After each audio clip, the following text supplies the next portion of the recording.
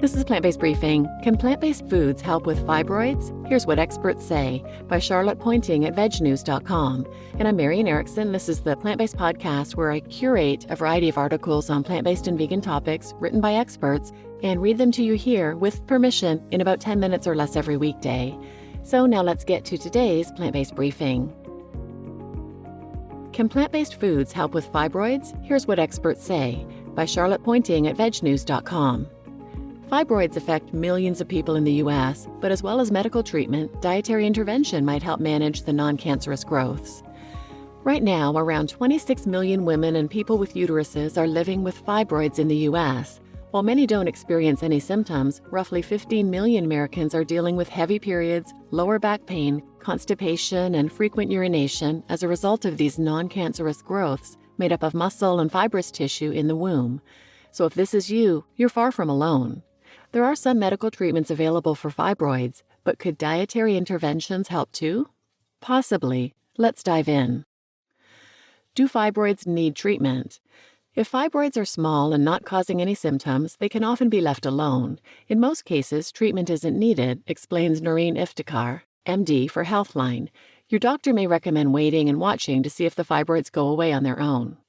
However, if they're causing debilitating symptoms, treatment options are available. For example, in the UK, a new tablet called Linzagolix has been offered to help control the release of hormones like estrogen and progesterone, which are linked to the growth of larger fibroids. I am pleased we've been able to recommend a further treatment option for managing moderate to severe symptoms of uterine fibroids. Jonathan Benger, the Chief Medical Officer and Deputy Chief Executive of the National Institute for Health and Care Excellence, told The Guardian. Uterine fibroids can have many debilitating symptoms, including pain and heavy menstrual bleeding, he continued. If left untreated, they can lead to infertility and have a substantial effect on quality of life. Other treatments include the contraceptive pill, anti-inflammatory tablets, and other medications designed to shrink the fibroids. Currently, there isn't a significant amount of research into what causes fibroids and how to prevent them. According to the Society for Women's Health Research, in 2019, fibroid research received around $17 million in funding from the National Institutes of Health, which placed it in the bottom 50 of 292 funded conditions. However, there is some research to suggest that diet may play a role in helping to manage and maybe even reduce the risk of fibroids developing. Is it possible to manage fibroids with diet?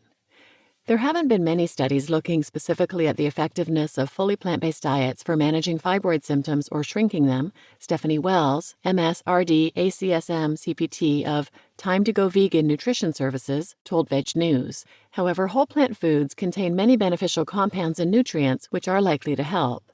Leafy greens, for example, are high in folate and B vitamins, which can help to regulate hormonal balance and potentially reduce the risk of fibroid growth. Cruciferous vegetables like broccoli, cauliflower, and kale also contain compounds called indoles that may help to regulate estrogen levels in the body, as well as phytochemicals.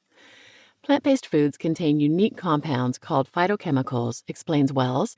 Phytochemicals like flavonoids in berries and carotenoids in sweet potatoes help induce cell apoptosis, which is fibroid cell death, reduce inflammation, and interfere with fibroid development.